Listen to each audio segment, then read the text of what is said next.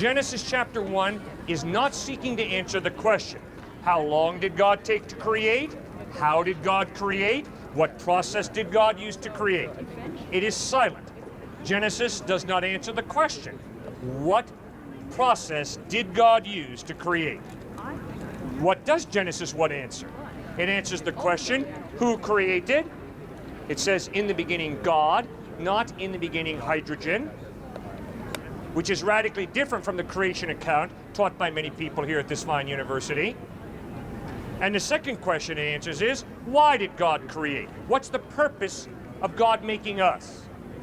But in answer to the question, how did God create? What process did God use to create? It's not there. One of the things that theory of evolution says is that humans came from apes. Yeah. And my understanding of what's written in the Bible is that humans were created in the image of God. Does that mean that we were created separately from apes, or is that a contradiction, or just if you could? Bottom line is, the Bible teaches you're not an ape. You're a human being created in the image of God. Did God use apes to create people? I don't know. But I can promise you, nobody has proven that. It's a theory.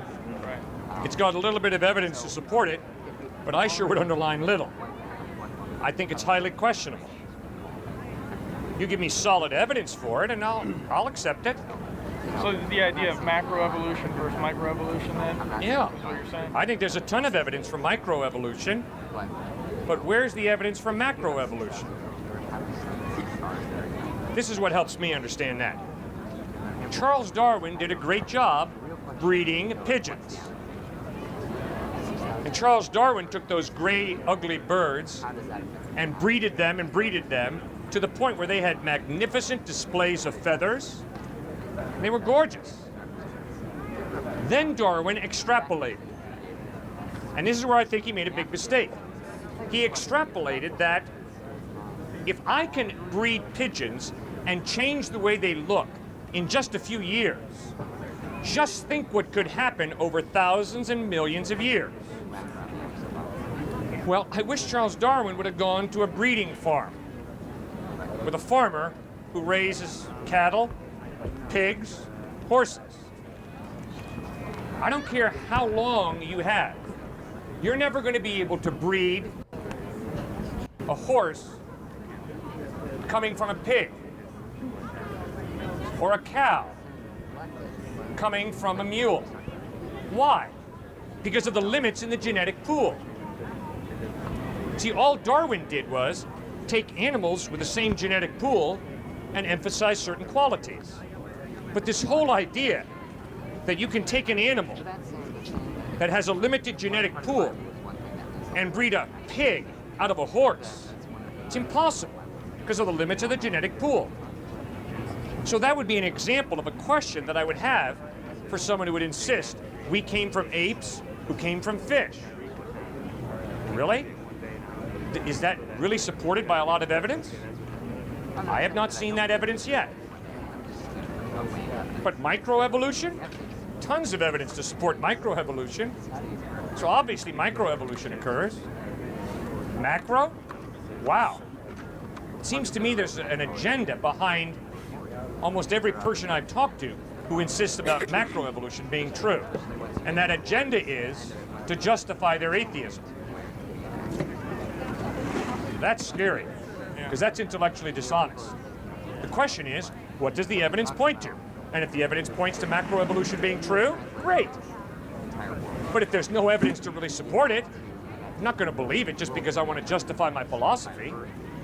Isn't the whole idea behind macroevolution that it's a microevolution over thousands and thousands and thousands of years? And with your point with you can't get a cow to come out of a pig, that's because, like, yes, as you said, there's restrictions in the gene pool. Right. However, if you look at the gene pool between Homo sapiens and apes, there are an extremely large amount of similarities, which means microevolution over time turning into macroevolution would lead to us as Homo sapiens. Okay. So there's your evidence. I would insist that's minimal, but if you want to I accept that as evidence, fine. I could do more research tonight if you come back tomorrow, and I could have this huge thing for you if you wanted. But I mean, I don't think you should completely throw out the idea of evolution when there is evidence that supports it. Your idea of a pig coming out of a cow or a cow coming out of a pig is completely different than a human and an ape, because we are more similar than a cow is to a pig. If you listen carefully to what I said, I pointed out that Darwin extrapolated from his experiments with pigeons to macroevolution.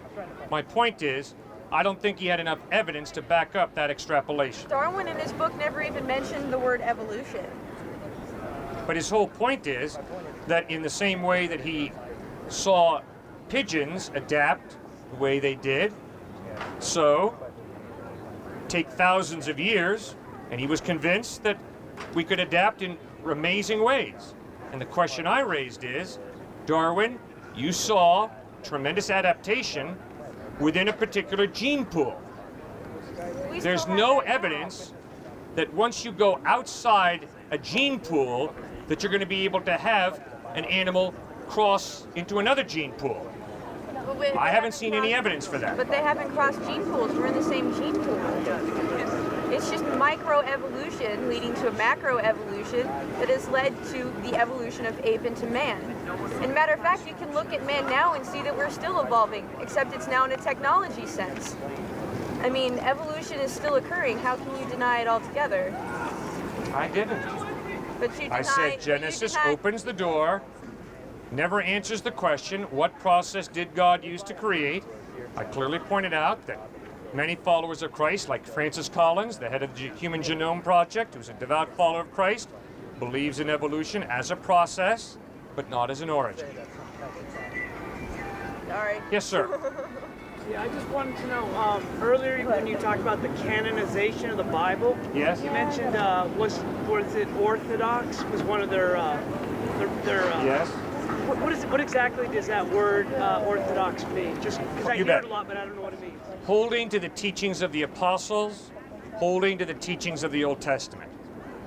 If a book, like the Gospel of Judas, like the Gospel of Thomas, like the Gospel of Pontius Pilate, if a book contradicted the apostles' record of what Jesus taught, if it contradicted the Old Testament, it was viewed as unorthodox out of the group of literature that agreed with the apostles' recollections of what Jesus taught. You see, the Gospel of Judas is a classic example of Gnosticism. Who's the hero in the Gospel of Judas? Judas Iscariot.